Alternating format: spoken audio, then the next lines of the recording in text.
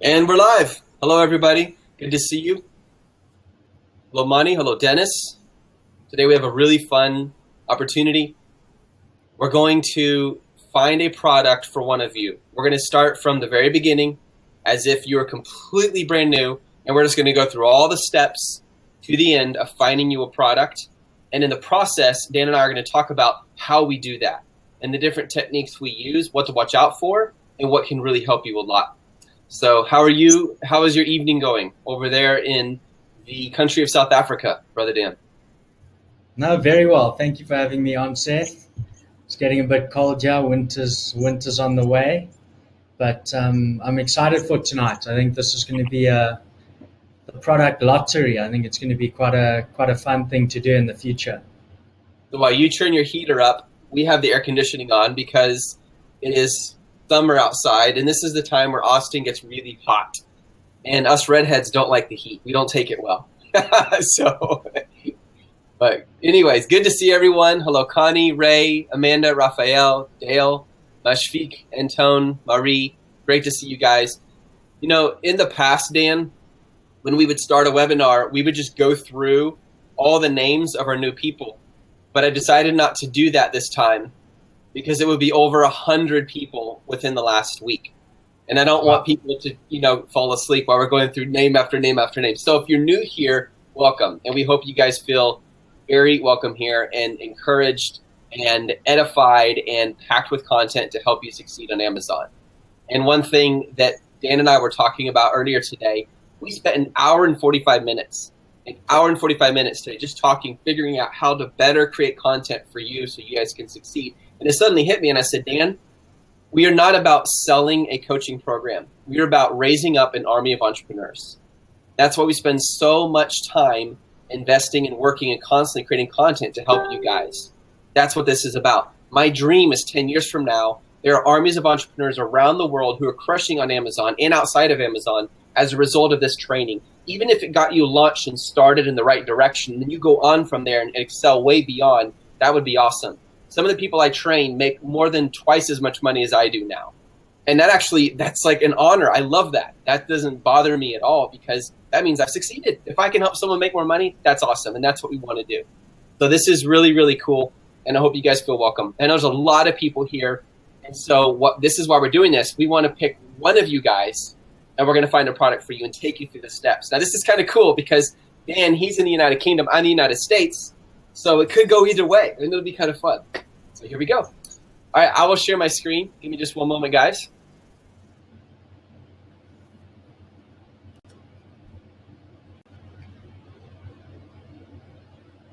You can see that, Dan. Just let me know. Yeah, I've got it. Okay, so I did have a cutoff on this. So those of you guys who chatted later after I said it closed, it did close. However, there's a chance for Raphael, Hassan, Natty, Jacob, Spencer, Way, Mahesh, Lance, Zelchko, Leon, NJ, Lipa, Monty, Margaret, Omo, Sindri, Maya, Jamie, and Dennis, and Tony, and Mick to win. And so I'm going to hit this randomized button here, and whoever shows up at the top, we are going to find a product for you. 3, 2, 1, and go. And Maya, you are at the top of the list. We're going to find a product for you. All right, this is awesome.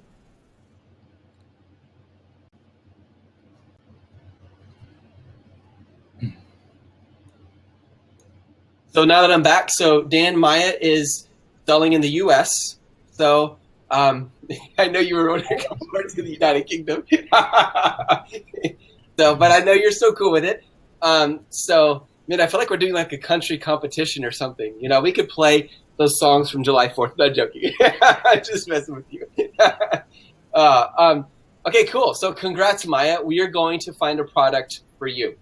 And so here we go. So Dan, I'm going to have you share your screen and we're going to walk. Oh, actually, before we do that, we're going to talk a little bit through the parameters that we're using.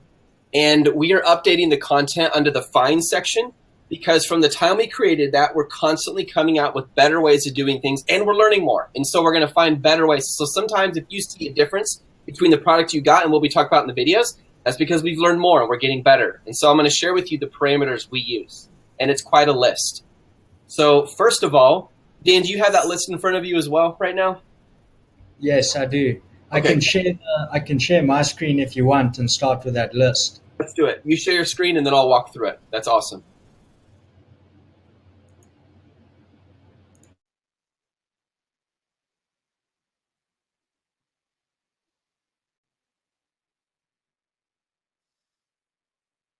Just let me know when you can see this.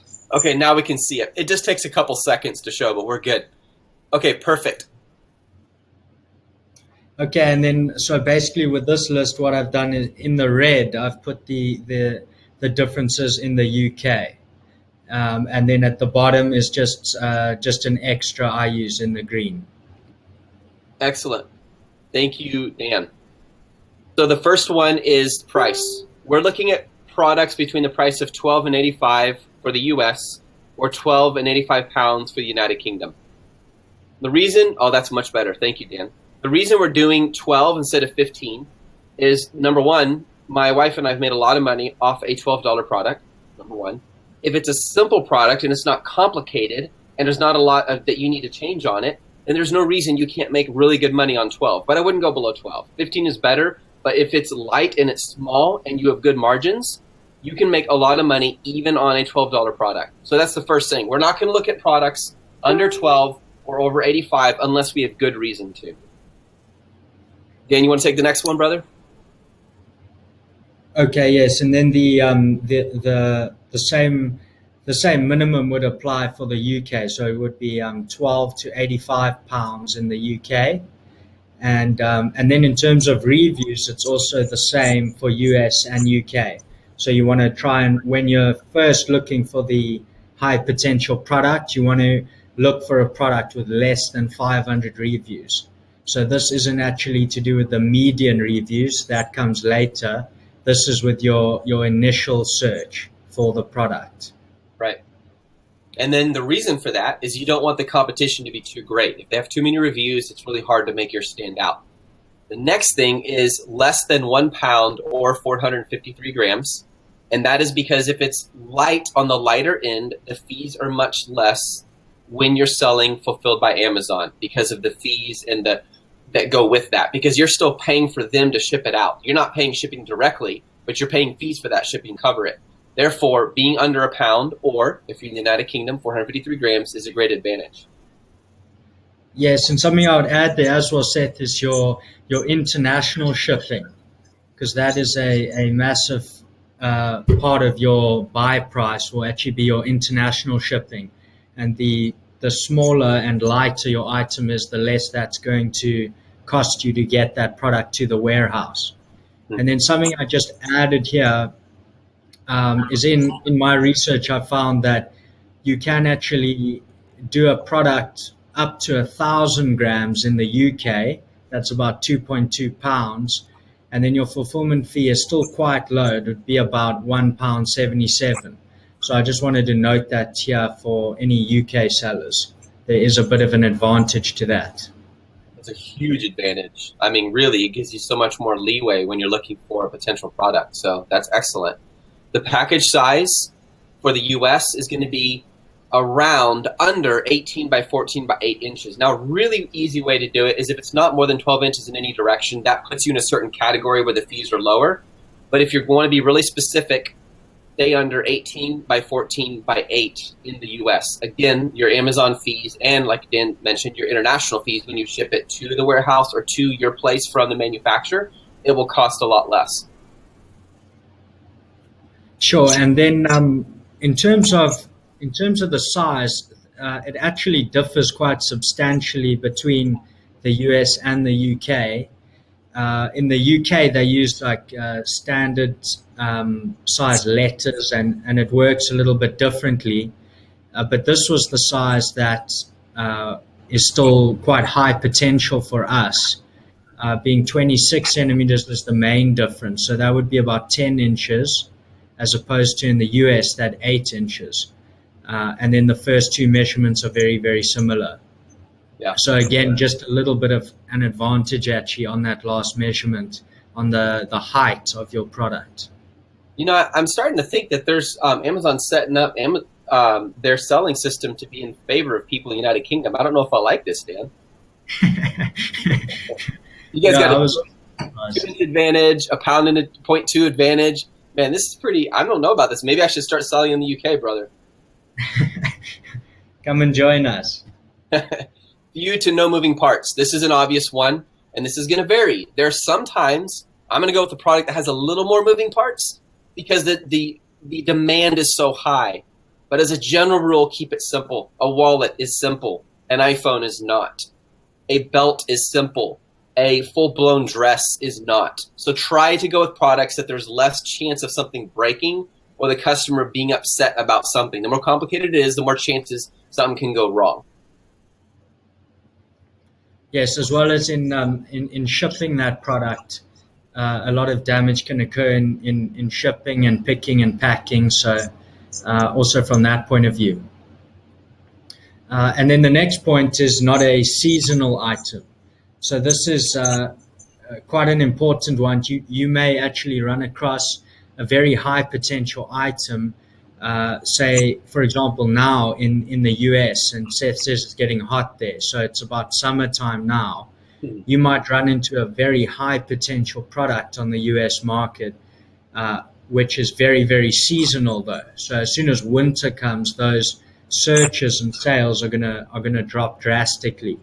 So there's a couple of examples here, like resurrection eggs, Santa Claus toilet seat covers, flying kites, or Halloween costumes, which are obviously quite specific to one period of the year.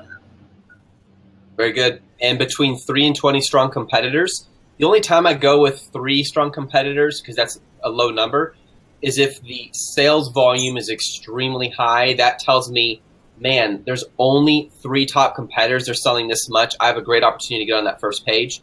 Again, it's a general rule. I don't want more than 20 because it makes it much harder to get on the first page because most Amazon search page results are going to show you 20 listings. So if you're on 21st, your chances are very slim, or harder, I should say, to get on the first page. Now you're dealing with the strong competitors. And remember, guys, it doesn't matter if there's 10,000 competitors. That doesn't matter. The ones that matter are the strong competitors. High sales volume, Dale Cooper. We're actually going to get to that. It's a great question. Okay, and this next one, Seth's actually a new one. I don't know if you want to expand on this. Absolutely. So we added this because we're really trying to refine this process for you guys to make it less and less risky. So at least half of the strong competitors are selling their product for $12 or 12 pounds or higher. In other words, let's just say you're looking at salt shakers and you find all the strong competitors and there's 10 of them. As a general rule of thumb, we are now saying, look, make sure at least that 5 of those are selling for $12, 12 pounds or higher, because it increases your chance that your product can sell for a higher retail price. Now, keep in mind, again, there's exceptions. If you find a way to increase the value of your product, people will pay more, and it'll keep you within that $12 and $85 range. So you could take something very simple, add on something, bundle it, and charge $3 or $4 more. But it's safer if at least half or more are $12 or 12 pounds if their products are selling for that range. So, for example, if I found a product that I want to sell, let's just say it's a wallet, and it's selling for $15, and I find all the top competitors and all of them are selling for $8, I'm not going to go with that product unless I have a very good differentiation strategy. Because if so many people are selling for this low of a price, it makes it harder for people to buy mine. My price needs to be competitive. And I'll take the next one too, Dan, because this one's newer as well. This is about branding. How do you know if too many people are sharing the market and making it difficult for you to get in? What I would do is make sure that less than half of the top competitors have the same brand. And again, there are exceptions to this. If the demand is strong enough, if the products are really crappy and you can make a better one, I'll still run with it, even if it's 75% of them are the same brand. But as a general rule of thumb, if less than half of the top competitors have the same brand, that increases my chance of getting a market share. So again, to use an example, let's just say I had 10 competitors selling this wallet, and let's pretend that 5 of them were all Wesley wallets. And now my chance of competing is more limited unless I have a really good differentiation strategy. So as a general rule of thumb, I want less than half of them to be all the same brand or to be a major brand name. If I'm selling tennis shoes and half of them are Nike, I'm not going to sell tennis shoes.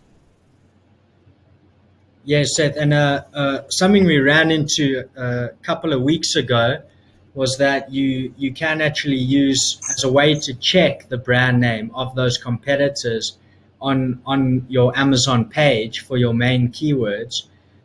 Quite an easy way to check that is by using the Unicorn Smasher browser extension. And we can get into that a bit later in this video, but that's an easy way to quickly check all of those brand names on that page. That is awesome. The next one is daily revenue of the competitors. So this will also be given to you in AmazeOwl.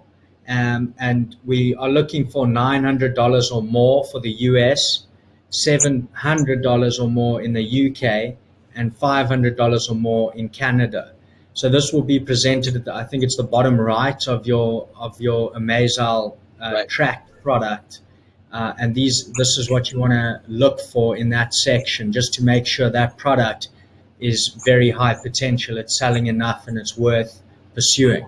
Yeah, absolutely. And we're talking about daily revenue. So to answer your question, Dale, if your competitors' combined total is 900 or more daily, then we're looking at 27,000 is being generated per month for this market. Then I can divide that 27,000 by the number of strong competitors and say, if I was to make as much as one of these, would that be worth it to me? Now, this depends on your goals and your budget, but as a general rule of thumb, I wouldn't go for it if it's not generating at least that much. This is the most important number metric, far more important than your keyword search volume on there, because sales tell you what people are doing. Search volume tells you somewhat of what people were doing. Sales says where people put their money is where they value. If you look at someone's checkbook or credit card statement, that shows you their values. So, and the same is true here. What people value, if they value the product enough to buy it, that's a strong market indicator. So, if I'll give you an example, Dan, if someone sent me a product that was doing, 10,000 a day in the United Kingdom, but the search volume was less than 5,000, I would still probably source that product, because the revenue is so strong, and the competitors, if they're low enough, not too many, that means the market potential is great. What I don't want is a high search volume, but a low sales volume. That indicates people are searching it for different reasons, not to buy. And remember, guys, the search volume is not on Amazon. It is not on Amazon.com. It is on Google, Bing, and other ones out there like the strange DuckDuckGo. Sure. So it's almost like a conversion rate, your searches to sales almost. Very good. That's a great way of looking at it. One question here, Seth, is it says daily revenue of competitors. Mm-hmm. So would you be looking for this number for one competitor, or would you be looking for this on your tracked AmazeOwl page where it is actually looking at the market for that product? Is this the number you would look in that area? Yeah, very, very good distinction. So it would be the combined. Absolutely. Yep. Okay. The combined. So in other words, if I'm selling, again, if I'm looking at wallets, if the combined sales volume for wallet, the strong competitors, is $900, then I know it's 27,000 a month is being spent on wallets. There's potential there. I could get a large piece of that 27,000. So yes, it's the combined revenue. Absolutely. Okay, great. And then your median reviews. So your median reviews, this actually isn't the average. This is if you lined up all of your competitors in a row, if you wrote them all down, this is the middle competitor. Right. And if there's two in the middle, you would add those two reviews together and divide them by 2. But this is just the middle competitor. So of your entire list, this is the competitor in the middle. It's not the average. And for the US, this would be 0 to 500 reviews. And in the UK, you would want this to be a little bit lower, about 0 to 300 reviews. Correct. Yep. And the same with Canada. With Canada, you would use a lower review because the market is smaller. So if someone has 500 reviews on the UK Amazon store, but someone else has 500 reviews in the US store, this is a lot more powerful, because a lower number of reviews says a lot more in the UK than the US, because the US has more competition. So yeah, this is a very, very good point. and the combined relevant keyword search volume.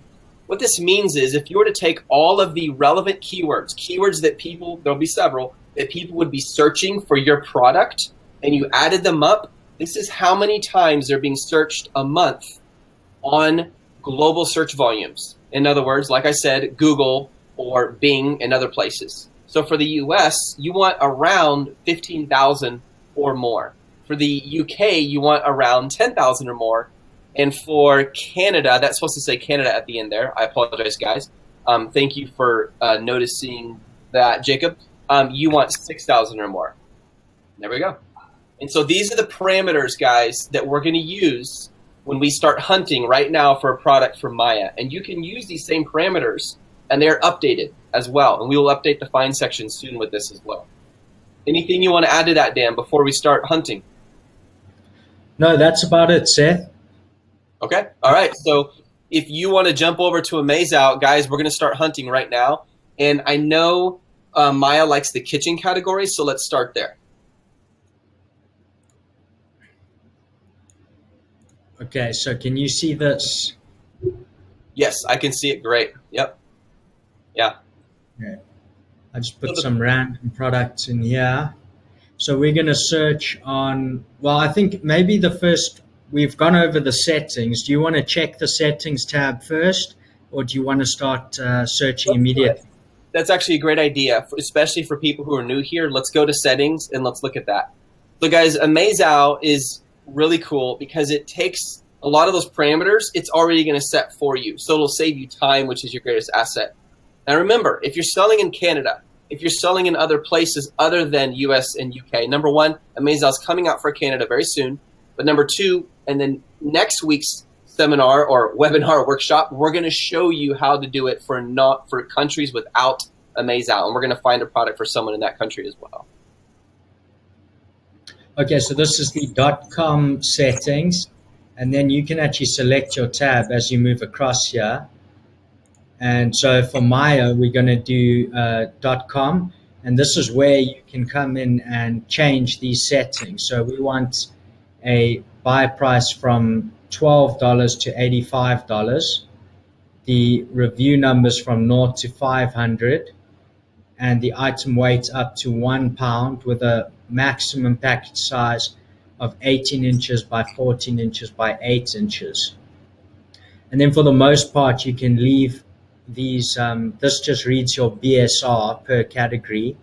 So it's going to search for products between 1 and 1,000 BSR in arts and crafts. Is there anything you change in regards to these, Seth? I do not. They are preset already to optimize you for finding a super high selling product. And the reason they vary based on the category is because every category has different levels of competition and sales volume. So for example, if you were to be, in arts and crafts, because it's a smaller category, therefore you need to be in a smaller group and you're going to be a smaller percentage. But if you look at automotive, you can go all the way up to 2,000 and consider it strong because automotive has about twice the number of products that arts and crafts does. So yeah, so I think we're good to go, man. And then while you go over to Amazon.com, I'm going to take a couple of these questions. Dale asked this question, Dan. He says, when you hunt, do you just go page by page in AmazeOwl? Now this is an awesome question because this is exactly the next step. So there are 3 ways, and Dan, share the mover shaker one too. That was really cool. We talked about earlier today. 3 ways from AmazeOwl you can hunt for products at this point. And I'm going to share them with you now, and then Dan, let us know which one you want to do. Method number 1 is called the best seller technique. What that means, see the URL address bar at the top? Can you click up there, Dan, so they can see it? You guys see up there at the URL at the top? Or if you just want to highlight it, Dan, so, yep, right there. So right there, you can drop in the bestseller link for Amazon.com, or if you're searching in the UK, the bestseller link for Amazon.co.uk. What's really nice about this is you're gonna get a much more condensed results, and a greater percentage of these will be high potential. So you will find a potential product way faster using this method. The other method you can use is what's called the keyword technique. Let's say, for example, you are doing product research on baby bibs. So all you would do is you would click on Amazon.com like Dan did, and you would just search in the search bar, baby bibs, and it's going to pull up everything underneath that keyword, and you just scroll through until you find one that says high potential. The third method is to use the product database. For those of you guys who bought the bundle, or those of you guys who are already here and bought the product database version, the established version of AmazeOwl, this is an extremely filtered database. It's not going to be as large as the high potential link I told you about, but it's going to be more condensed because a lot of the parsing has been done for you already. So that is a third way you can find products super, super fast. So just really quick, Dan, do you want to demonstrate all three of these techniques? Okay, sure. So I'm going to come back and do this one then. Okay, and move your window to the right just a little. It's being cut off on the left side, brother. Okay. If it'll let you. Can you see this now? Yeah, it's still being cut off on the left side just a little. Does it let you move it to the right? How about that? Perfect. That's excellent. Okay. Okay, so if you just want to run over those again, Seth, the first method is when we input the bestsellers list URL. And right. That method I'm going to show last because I think that's the method we should use today. Okay, I'm with you. So let's start with the product database method by clicking on the product database. Okay, so then you're going to come into this tab and click product database. And these settings should be exactly the same as those we just looked at in the settings tab here. Right. And then what you're going to do is choose your category. So you can select here from a drop down whichever category you chose at the beginning of your journey, what you're building your business in. And so what category did Maya? Home kitchen. Okay, so home. So we could go to home and kitchen. Oh, that works. Yeah, that works. And then just hit search. I don't recommend using the keyword unless you really want to niche down, but if you want to get all the results, just hit search. And let's see what pulls up. Okay, and then it's going to pull up all the products that match your predetermined criteria. It's going to pull all of those up from home and kitchen and put them in here. Exactly. Yep. So this is a really condensed list. And if you guys find something you like, you just click on that big green button. It'll add it to your potential products, and then you can start researching the market deeper beyond that single individual product. And let me just add this. Remember, everyone, you are not really looking for a potential product. You are looking for a market, and your job is to find a solution to solve a problem. So much is said online about finding a great product, find the perfect product, find the perfect product. And I understand the desire, but there's an error in that thinking. You're not really looking for a product. You're looking for a solution. When you think that way, you can differentiate and you can beat the competition a lot better because it opens your mind to more ideas. But yeah, this is a very fast way to find high potential products if you guys have the established version of this program. And then the other method is the keyword. So do you want to click on Hunt for Products, Amazon.com, and show them this method? All we're going to do, guys, he's just going to search for, let's just do baby bibs, for example. We can do that one. And this is if you already are selling a product and you want to sell one that is closely aligned that you could bundle and it's really easy to promote. So he's just going to search baby bibs and see what comes up. And if there's any potential products on this list, there already is one. Look at that. Now he can scroll through and pick all the ones that are high potential. And Dan, I don't know if you've used this or not, but if you click on number 5, and yep, that will take you to each one. See that, guys? Look at that. So instead of scrolling, you just click it and it takes you right there. Another way to save you time. You know, when you go through 500 products, that little button, that's a gift. That's a huge help. Okay, great. So should we get going with this one? Let's do it. Yep, let's find a product before our time runs out. So let's do it. So this is the third method. So we showed you the product database method. We showed you the keyword method. Now we're going to show you the bestseller method, and that's what Dan is going to demonstrate and walk us through right now.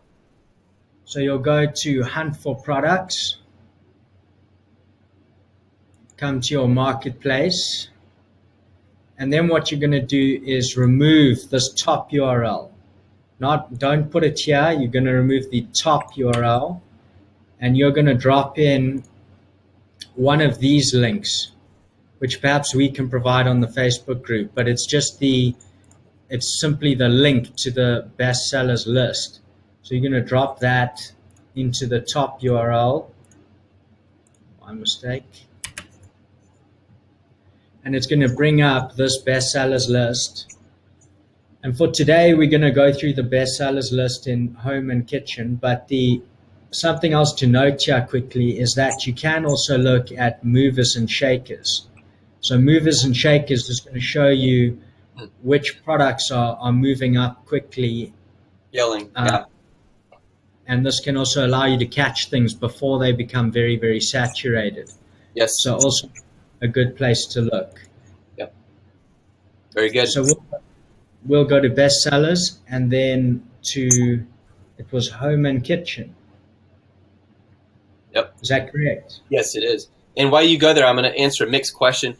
So Mick, the 100,000 is referring to short tail keywords. What we're talking about is long tail. So if you were looking for a coffee mug, for example, that's short tail. You're going to find a lot of searches, a lot of demand for coffee mugs. But on your long tail, in other words, the more specific ones like green comical coffee mug or coffee mug for men or, heat-saving coffee mug, that's a long tail keyword. The combined total you want is around 15,000 or more for the U.S. So that's the distinction there. And Chris, yes, we're going to make the checklist available in the members area today. And yep, Jacob, we fixed that. And then Anna says, if I find a product, do I have to order the exact product I see, or can I do some changes? Anna, absolutely, you want to do changes. That's the heart of differentiation. Great question. And how do you define strong competitors? Aziz, we're going to show you that in one moment here. We'll show you. Okay, so we have one. So this product has come up as high potential, and it is mosquito repellent bracelets. So what do you think, Seth? Let's go with it. Let's try. Okay. I like that it's light. I like that it's small. I like that it's unique and not just a bracelet, but here's a good example, Mick. It's a mosquito repellent bracelet. That's a long tail keyword. Bracelet would be a short tail keyword. Okay, great. So then once you found one that you want to move forward with, you can just click on save.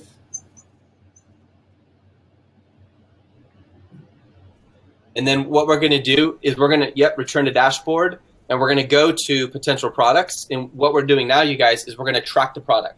So go ahead and click that button. Now, this is really important, and a lot of people get hung up on this part. The key thing is two. Here's how you find the word to type in right here. You want a core keyword, in other words, bracelet. Like, imagine you take this title, guys. It's a massive title. Sturmy 20-pack natural mosquito repellent. I mean, it's huge. And imagine what is the one word or words that you have to have in here so it still makes sense. Yep, and even more specifically, just bracelets. Because if we take out bracelets, actually mosquito repellent, that's true, that would still be accurate. But bracelet is the most core word. If we take out everything but, let's see, 300 hours, it looks like we're selling 300 hours. If we take out everything but natural mosquito, it sounds like we're selling organic mosquitoes. So the way to find your core keyword is to remove everything out of this title except the one that must be there without changing the meaning of the product. So again, if we're selling brown ceramic funny coffee mugs for men, the core word is coffee mug. You're not selling brown, you're not selling men, you're not selling ceramic, you see? So that's how you find your core word. So we know the word bracelet is going to be in here. It has to be. And then the second thing you want to do, everyone, is you want to now find one subcategory of that main category. So if your main category is a bracelet, hey, I got a bracelet. But guess what, guys? This bracelet does not repel mosquitoes. It repels bullets. Not just joking. But this bracelet, it needs to be unique. So this one's a cool masculine leather bracelet. The one Dan is looking at is a mosquito repellent bracelet. So if he goes with mosquito repellent bracelet, that's one subcategory bracelet. If I go with leather bracelet, that's another subcategory. So you want your main word bracelet and then one keyword phrase that identifies it. I would not add on a second or third or fourth extra keyword because then it gets too specific. So ideally what you should type in here, guys, is mosquito repellent bracelet. And that's it. And that's how you figure out what is the best word to start with.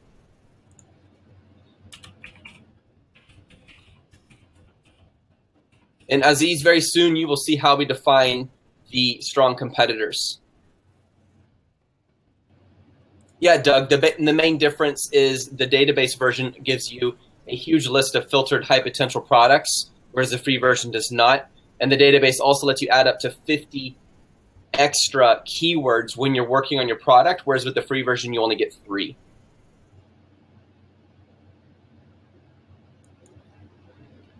Just taking some time, yeah. Yeah, no problem. So what it's doing is it's pulling up. Yeah, it'll take a few minutes. It's just going to pull up what it's doing is it's going to Amazon, and it's going to search that keyword as if you typed it on Amazon.com. But what's different than doing it yourself is it's going to show you, Aziz, this is for you, man. It's going to show you all the top competitors as well, and then the non-top competitors it will show you as well. So just give it a few moments, and it will finish loading. Yeah, no kidding, Carrie. Carrie made a good point. Mosquitoes are a worldwide year-round problem. It is true that they're going to be much more market for it in the summer, but if I'm selling in the UK, right? It's summer over there, it's winter over here, and vice versa. But they are a worldwide problem, especially in tropical areas where it's hot and moist and humid. I actually forgot about that. That is true. That it is slightly seasonal. Somewhat, yeah. But here's the thing. If I was selling this in the U.S., I would go for it because there's parts in the U.S. that have mosquitoes all year round, whereas other parts don't. So it's a little more seasonal than some, but not so much that I wouldn't consider it.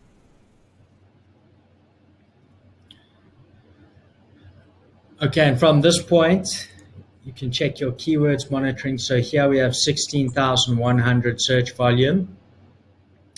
And Seth, so would this relate to the volume you're looking for in terms of combined keyword search volume and looking for 15,000 in the US? Exactly. And remember, everyone, that 15,000 number, that number is a combined of all the relevant keywords. We just have one keyword, and there's a massive search volume. If we were to add other similar words, we're going to find even more.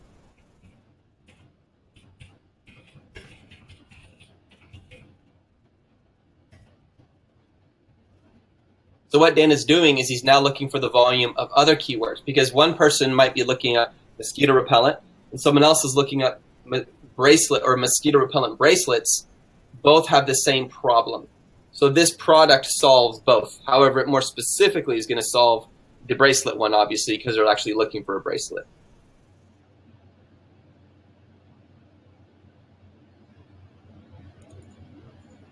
Yeah, Jacob, exactly. So people in South Florida will love this product. Maya, your customers are going to be in South Florida, as well as Louisiana, if I remember correctly. They have a lot. Some parts of Texas, a whole bunch. Alabama. Yeah, there's parts in the U.S. that have a ton. So yeah, we have a much higher search volume, but then again, we also have higher competitors because these additional competitors aren't specifically doing a bracelet. Right. Right. So from this point, Seth, would you now start looking at the research? The next thing I would do is filter out irrelevant competitors. So here's the thing. Go to see where it says competitors. Can you put your mouse right, not there, but in the middle, Dan, where it says My mistake. Oh, it's okay. It's all right. There's a delay. It's no problem. So we actually can stay here. Let's just stay here. So what he did is he clicked on competitors and reports on the upper right side. And we're going to go through here. Oh, did you go back? It's going back. Okay, no problem. All right, so see where it says competitors, go down, right in the middle. Competitors 23 of 1840. Yeah, right there. The number 23, what it's saying is there are 23 high-performing listings with the keyword mosquito repellent bracelet attached to it. And the 1,840 is the total competitors, but the 23 are the top-performing competitors. Ignore the little number, the 1840, the big number with small font. Ignore it. It's not relevant right now. If that was 100,000, I might be worried, but for the most part, I'm not. Don't let that intimidate you. Because, again, as I've said before, a lot of Amazon sellers don't know what they're doing, and they're not going to be competition for you. The 23 is what you want to focus on. So what we need to do is find out, are all 23 of those relevant? So now if you can click on competitors and reports on the top right, Dan, and then we're going to filter these out. Because some of them are not going to be relevant. All right, so we can already see a lot of these are not relevant. So see what Dan does, how he clicks that minus button? He's removing the irrelevant ones. Because even though it's an insect repellent, it's not bracelet. It's too broad. We're not going to sell, repellent spray on one side, and then a bracelet on the other side, and then a bug zapper on the other side. I'm not sure what this is. It's definitely not a bracelet, so let's remove it. It sounds dunking mosquitoes. It's like they dunk them. I don't know. Put them underwater. It sounds a little bit cruel. Although mosquitoes are kind of cruel because they drink your blood. Okay, so what we're doing with Maya's product is we're getting rid of everything that's not a mosquito repellent bracelet. Interesting. That was a patch. Huh, that's odd. Okay, so we got a couple there. Remove that one. Definitely remove that one. So you guys can see that number 23 is going way down. This is an important part. You want to get rid of the irrelevant ones. They're irrelevant because here's what happened. When these people created their listing, they added either on the front end or the back end this term, mosquito repellent bracelet. Therefore, when AmazeOwl searched it, it pulled it up. AmazeOwl doesn't have a way to know what the actual product is. It's just looking at that word. And that's why you have to go in here and clean up the list. Okay. All right. So now we are looking no longer at a product. We are looking at a market. A market is a combination of products that tell you where people are putting their money to fix a problem. That's a market. That's what we're looking at, a market. Now keep this in mind. You're not selling a product. You're selling a solution to a problem. And to do that, we study the market. Now, all those competitors that Dan removed, can you click on ignored competitors, Dan? That tab where it says ignored competitors. They were automatically put over here. So if you make a mistake and you need to add it back, you can do that. There's a little plus next to it. See that right there? In case you moved one away, you can add it back from here. But let's go back now to potential products on the left bar, and let's look at the market that we have. Oh, Leon, a mosquito repellent fidget spinner. We should come out like with 40 different products, and they're all fidget spinners. A coffee drinking fidget spinner, a hairbrush fidget spinner. Then you spin it, and the mosquitoes just start flying away because it's throwing out repellent at them. I love it. That's too funny. Okay, so this should be in track. No problem, Prede. I think hopefully we didn't put you to sleep when you fell asleep on your keyboard. All right. Okay, perfect. So guys, look, now we have 18 competitors, strong competitors. There's only 18 that we need to be concerned about now. So it's kind of high. Like it's in the higher range. Makes me a little bit nervous. And you guys okay. Go ahead, Dan. From this stage, what would be your next step? So the next thing you guys want to do is look at the reviews. Right in the middle, median reviews, 63. So out of the 18 competitors, one of them has 1 review. See the little 1? Another one has 724 reviews. You guys see the 724? But the middle number is 63. So what this tells me is even though the number of competitors is on the higher end, 18 is getting close to 20, they must be new because they don't have that many. Not even any one of these has even 1,000 reviews. What does that tell me? This is a newer product, which means it's probably a rising, like a mover shaker that Dan mentioned. Therefore, it's something I would want to get in on quickly, and it's as a great opportunity because there's not a lot out there yet. It's rising. Even if it had 22 competitors, I personally would still sell this product. So I don't know. Maybe we shouldn't, tell Maya about this, and we should source it ourselves. I'm joking. This is pretty good so far. This is exciting to see. Um, there's several ways you guys can go with this now. One is exactly, we can look at the monthly search volume. So let's do that, Dan. Yeah, Pranay, that's a good question. Dan, he asked, how do you know when there's too many competitors? As a general rule of thumb, I don't want more than 20, but if the demand is high enough, I'll go with it. Another way to look at that is to actually go on to Amazon and just check through the first 4 or 5 pages. And if it's just, chock-a-block with the same product, then you're going to get a good feel for whether there's room or not in that niche. Yeah. Yeah. So here we haven't, they haven't given us an amount. Usually they'll give you an amount of the first 5 rows. Yeah, I'm looking on my screen right now. It's 151,800 just for the word mosquito repellent bracelet. And so I'm guessing the reason it's not showing on yours is maybe because it's not logged in with the beta version that I gave you. So we can just type in, and you guys can go search it yourselves if you want, but on Merchant Words, it's 151,800. That's the number of searches just for mosquito repellent bracelet alone. So the searches on this are massive. If you could see my screen, Dan, mosquito repellent bracelets, plural, is 29,000. DEET mosquito repellent bracelet, 17,000. Zika mosquito repellent bracelet, 16,000. Natural repellent for mosquito bracelet, 10,000. Huge demand on this, massive demand. Yeah, good idea. And it's with an E, not an A. The second, they might spell it different where you live, but it's REPELL. Oh, it pulled it up anyways. Nice. You are correct. So, okay, yeah, so very high on most of these. So the top 5 would be over 200,000. So what would you, from gaining that information, Seth, what would you actually input into AmazeOwl? I would add up, to be fast, let's just put in 200,000, but I would add up any phrase that if someone is searching on Amazon, if my product will satisfy their need, it's relevant. So I wouldn't add, mosquito repellent. It's too broad. It's a short term and it has tons of demand, I'm sure. But anything with bracelet and mosquito and repellent in it, I'm going to include. And then we have some really good questions here, Dan.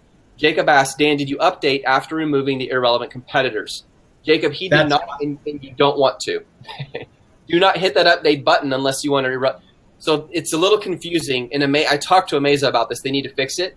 That update button will research Amazon and pull in all listings with this phrase, mosquito repellent brace. It's like starting your research over almost. At least then you're going to have to filter them out again. You do not want to hit update.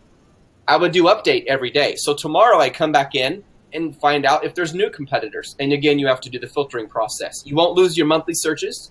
The only thing you'll lose is you have to hit competitors and reports, exactly, and you'll have to re-hit the minus sign to remove the irrelevant ones. So I hope that makes sense, Jacob. But yeah, you do not need to hit that update button when you're researching. Wait until the next day because it's going to re-pull in the irrelevant ones again. I only do it because I want to find out if there's new ones on a future day after time has passed. And then Carrie says, filtering the competitors manually really paints a clear picture of the market. Absolutely, Carrie. Pranay says, Dan, he says, suppose there's 16 sellers on a page. 6 sellers are doing well, but the other 10 are not. How would I gauge if those 10 competitors are worthy of considering? So Pranay, see where it says competitors 18? Can you highlight that, Dan, where it says competitors 18? They are doing well in their sales. Otherwise, they wouldn't be there. So that's how I'm going to determine it. I'm going to look at those 18 sellers. I'm going to study them like I was a detective. I'm going to learn everything good and bad about them. And I'm going to build a strategy to crush them in the market based on what they're doing wrong and based on what they're doing right. Yeah, no problem, Jacob. Amanda, that this product stinks. Yeah, that's probably the way they repel. And you know what's cool about that, Amanda? Here's a thought. So how do I get a mosquito repellent bracelet that doesn't stink to a human, but does stink to a mosquito? Man, if you could find a way to differentiate on that level, that would be amazing. However, here's another one. If that's a problem, if that's a complaint on a lot of the reviews, guess what I'm going to include on my listing, guys? I'm going to say, if I can't fix the stink problem, I'm going to say strong caution, strong smell. That way, when they get the product, they're not thinking, oh, it's going to smell like cherries and roses and strawberries. And they go, it's horrible. Then they go get mad and give me a bad review. I'm going to set their expectation realistically. See? Keeping it real. And that way, you'll actually end up doing better. Aziz says, yeah, make it smell good. Exactly, Gary. We have to find a way.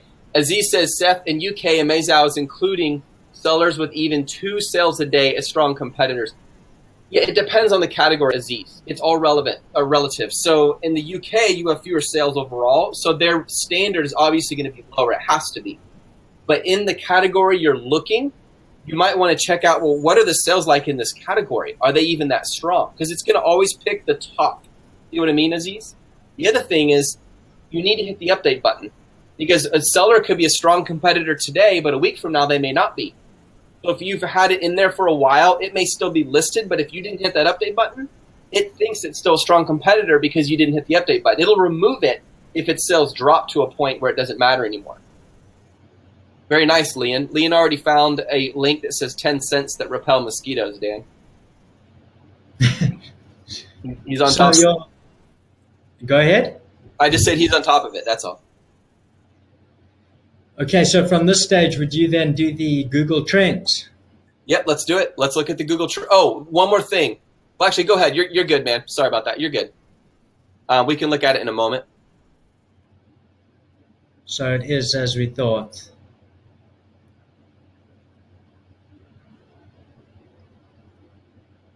So what I would do on those Google Trends, guys, is hover over the spikes and look at the month. And if you find all the spikes are during just 1 or 2 months of the year, I wouldn't go with it.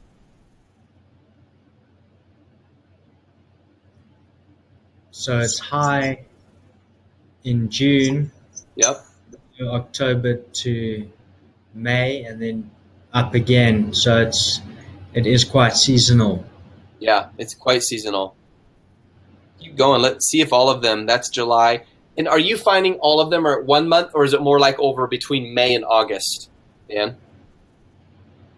June is the top of the spike. June, July. So it's a June, July. Yeah. So in that case, I would only sell this product if I want to hit it, absolutely crush it in the summertime, and if I have enough time to prepare. But in the wintertime, I would be concerned. Now, keep in mind, Google Trends is not reflecting sales. It's reflecting online interest. So you're going to sell probably 4 times as much in the summer as compared to the rest of the year, kind of like Christmas. If you sell toys, you can sell them all year, but you're going to sell a lot more during Christmas. So my question is this: is there a market for these in other months of the year? Based on the search demand, which is extremely high, I believe there is. And based on what I know about the geography of the U.S., I know there is. It's just not going to be as much. So I need to keep that in mind to set my expectation. The other question I would ask is, okay, so I'm going to sell a lot more in the summer, which means winter, January, February is going to be low sales. Is it worth my time and my money? And you have to make a decision based on that information. Another thing, Seth, that you could look at, I know it's more high level, but if you were to start utilizing like global selling, you could actually move your inventory around to other marketplaces where it is summer in those locations when it's winter in your home marketplace. Just as a thought. Yeah, that's brilliant. So in other words, when it's you guys get mosquitoes in South Africa, I'm sure, Dan? Too many. I just didn't know if maybe it was this place where, there's certain curses of the world you can escape. But so in summer where Dan's living and we're over here freezing, I could be making money selling on the other side of the world, and then vice versa. So that is a very good point. Very good. Okay, so we have the Google Trends. So there's one number on here, and it's the most important number. Does anyone know what it is? We haven't looked at it yet. And I should have mentioned it before. There's a very important number on this sheet right here that tells me about the market. Does anyone know what that number is? And I know it might take a moment for the typing to come in, but it is the daily sales. Bam, you got it. Dale, Carrie, you guys nailed it. It is the daily sales revenue. So see on the right side where it says 243? Of these 18 competitors, there are 243 sales a day. That's 3,063 being generated. We're well over our 900 per day limit. So just for example, I'm going to type in 3063 times 30. So $91,890 are being spent or sent to these 18 competitors every month. So now I'm going to take 91,890 and I'm going to divide it by the number of competitors, 18. If I was one of those competitors, because I divided the total revenue per month by the number of top competitors, it gives me the number 5,105.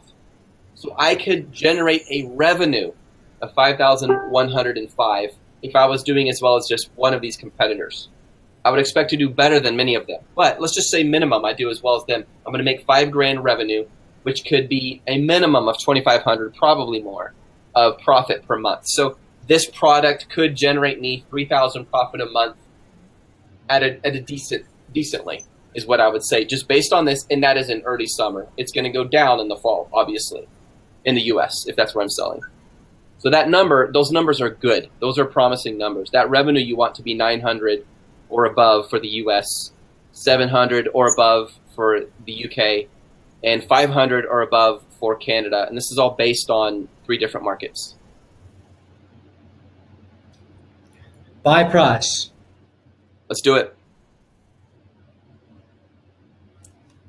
So this will take you through to Alibaba. And here you're going to be able to just select a buy price from an average of these sellers on the front page. But just make sure that these are the products you're looking to source. Otherwise, it's going to skew that average.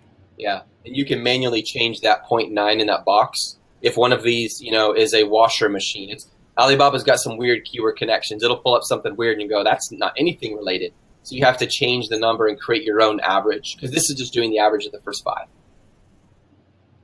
So that seems very similar to the product we're tracking. I agree. Yeah. Up to. So the cost of these is quite low. My question is are these costs based on bundles, like 20, 30 a shot, or are they individually 90 cents each? It looks like it's per piece, Dan, huh? Per bag, yeah. Oh, per bag? It depends what's... Something I've noticed here is you can't actually go into the listing from here. Right. But, so I think that would be per bag. If we quickly check, I know we're running out of time, yeah? Yep. If we quickly check here... And while he's doing this, guys, keep in mind, if you're selling something like a bracelet and people on Amazon are selling them in packs of 6, but on Alibaba, their pricing is per individual item, you need to multiply that by 6 to have a comparable price. So make sure you notice that. If you do any kind of bundles, where it's being sold in packages of several, you don't want to make the mistake of getting the wrong calculation, because in Alibaba, it's not using the same number for the price.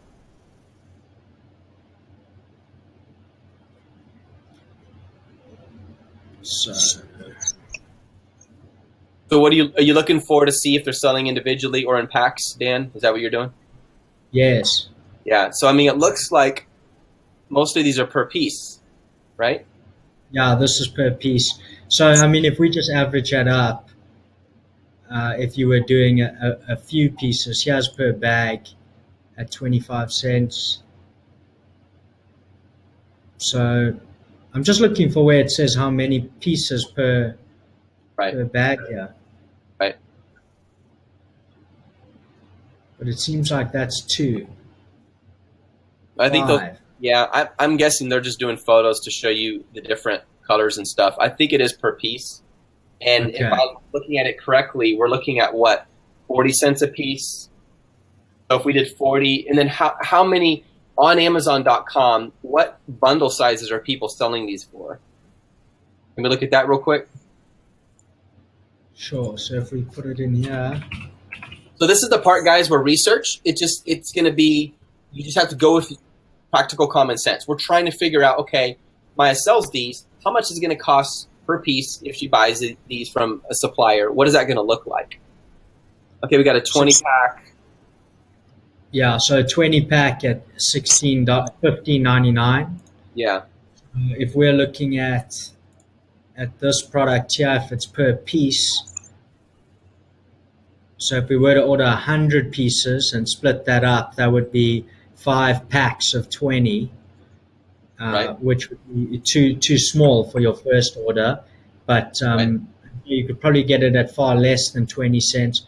So I mean, this is actually quite a complicated one. But It if is. we, yeah, if we said If we it said was 20 10 cents, cents, if we said 20 cents a piece even, and we did 20, that's $4. So let's just say we started out that like a minimum order quantity, especially if the budget is limited. We could just say $4 per piece. So let's just try 4, Dan, and see what that pulls up, just to start off. And keep in mind too, you guys, when you first order, you're going to order a smaller batch because you don't want to de-risk. You don't want to risk yourself too much. You need to see how it goes. So the next batch, you can make it better and better. That's iterations. The last video I did on YouTube. However, every time you order a larger amount, your profits grow. So don't think short term. Oh, well, I'm only going to make, $3 per item on this first one. Well, yeah, if you're only ordering 500, you probably will. But if you're in this for the long run, you're trying to build passive income, think a year from now when you're ordering 20,000 of these and your profit margin goes up to like $5, $7, $8, $10, now you're making super good money. So remember to think long term. You're building a machine, and that machine will make you more and more money if you do it right. So based on this, Dan, our buy price is $4. The median price is 12. Yeah, let's do it. Let's do the net profit real quick, and then we'll close it up. So what this does, you guys, it takes you to Amazon's revenue calculator. And yeah, let's do the one on the left side because that was one of our top ones. And Dan's just going to drop in. And again, this is an estimate. It's not exact. The prices that he sees. So $15.99 is what it's selling for. We can see the fees are $2.49 selling in Amazon. Fulfillment cost is $3.06. And then the cost of product is $4. And then the ship to Amazon, what do you think, Dan? What do you So we're including, guys, the shipping from the supplier to your house to Amazon or from the supplier to Amazon, because that's the real expensive. From your house to Amazon is normally very cheap if you're in the same country. But if you're going from the supplier to Amazon or the supplier to you, that's where it gets expensive. So, Dan, what would you recommend for that, based on what you know? okay. Well, I don't want to take up too much time, Seth, but I'll show you this quickly. Okay. This was something. Dan is full of tools. He like has all these tools up his sleeve, and he keeps pulling them out. He said, "Did you see this one? Did you see this one?" Pretty cool. This was something that Eva actually shared. I think it was yesterday in Melissa and your tool section, and works really well. It's Freightos.com, and you can come and input here the amount of units you would ship with the. I do it like this with boxes, and then and that's the same as cartons. Then you can input the length, width, and height and weight of those cartons, and where it's going from, right? Like a factory and the date in China and where it's going to, in this case the US, and then literally search, and it'll bring up all the quotes, whether it's air or sea. And this will just give you a really, really, I'm not going to do it now, but it will give you a really good idea of what and then you take that price and divide it by your number of units. Nice. And it's going to give you a very good idea of what to fill in that section. Thank you, brother. So, Thank you, brother. Freightos. Sounds like an eligible. Can't forget it. See, yeah, it says 500 bags in a carton. Okay, and that's, in some cases, the supplier will often tell you the size and weight of that carton. They haven't given it to us here, but then what you can do is just come over here and put in one box the weight and so on, and then divide that total number by your units. And then when if you don't mind me interrupting you real quick, brother, do you know if Mark asked this question, does it search shipping forwarders that ship directly to the FBA warehouse? Yes. Tool does that? Yes, it will. It will give you estimates of the entire shipping process to the. You can actually name the exact place you want it sent to, and it will. That's why it asks for the postal codes and that, and then it will give you quotes there. Then you can move forward with those quotes if you want, and then you would give them the exact FBA warehouse and all those other details. Gotcha. Okay. This is awesome. Hey, Maya, I don't think Maya's here right now. I'm pretty sure she's working. But if you're here, hope this has been really helpful to you. And whether or not you want to source this product, I hope this is helpful to everyone on tips. I'm going to answer one more question that's come up in various forums, and then we'll close it out, Dan. So Okay. Carrie and Jacob and a few other people asked about tracking. So what I recommend is track the product for at least 4 weeks. Hit the update button at least every day, at least every week, but better do every day, and go in and watch the trends. You don't need to, you don't need to write down every competitor until you get to the end. Just watch, see how they go. 18, 22, 18, 17, 16, 18, 19. You see what I mean? And if over time you're seeing the number of competitors going down, that's a bad sign. People don't stop selling a product if they're making money. If people are making money, you're going to see more and more competitors. That's a good sign. Remember, competitors is a good sign. You just don't want too many. But if you have no competitors, there's probably no market. And so you guys remember, competitors is not a bad thing. It's actually one of the best things. You get your best information from the competitor sales because you're going to make the product better than them. And in this case, these bracelets are going to smell like strawberries. Hey, everyone, have an awesome day. You guys keep crushing it. Keep going. Don't give up. If you have questions, reach out on Facebook. Listen, you're building a business. You're not making quick cash. This is not just a quick get-rich-quick scheme. You're building a business. You're making money by building a business and solving a need. Let us know how we can help you. You guys can make this happen. And Dan, thank you so much for all your help and being here today, brother. Sure, Seth. Thank you for having me. All right. You guys have an awesome day. I'll see you later. Bye. Bye.